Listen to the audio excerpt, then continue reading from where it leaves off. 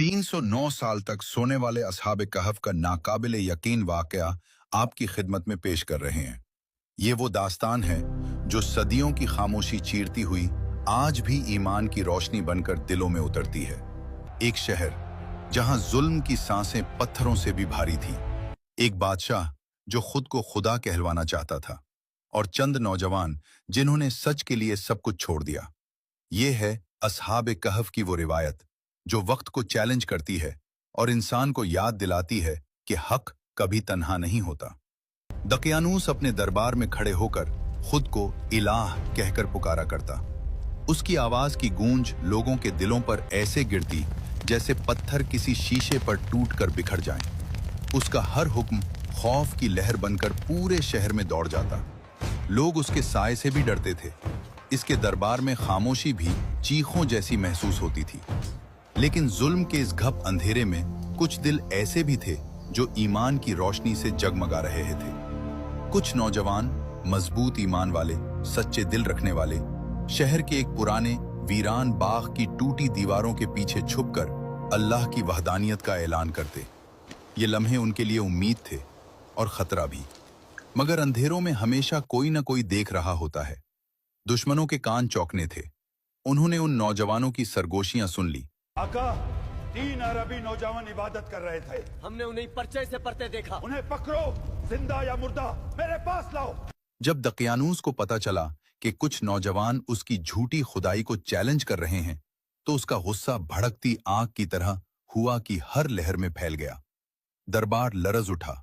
सिपाहियों को हुक्म दिया गया कि उन्हें हर सूरत गिरफ्तार किया जाए, वरना उनके पूरे खानदान मिटा दिए जाएं।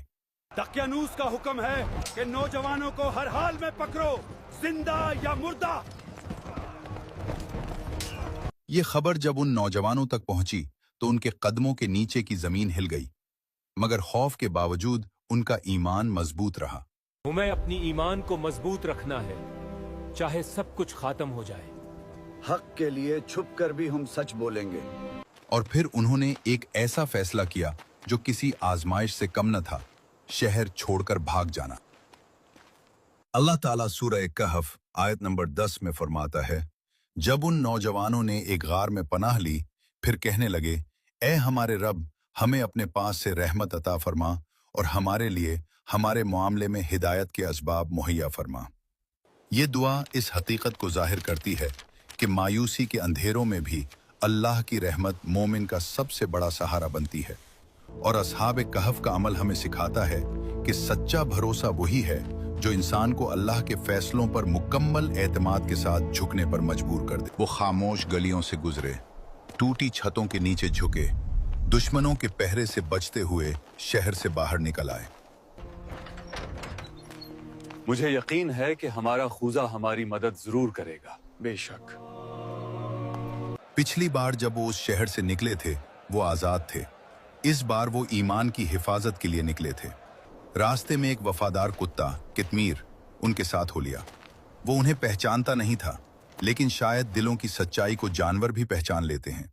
कितमीर उनके कदमों के साथ कदम मिलाता रहा, जैसे वो भी उनके मिशन का हिस्सा हो।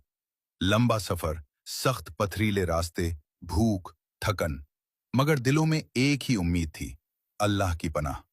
सुबह के पहले रोशन लम्हे में जब धूप आसमान के किनारों से झांकने लगी, उन्हें एक गैर मामूली गार दिखाई दिया, गहराई में छुपा हुआ, मगर इंसान को अपनी तरफ खींच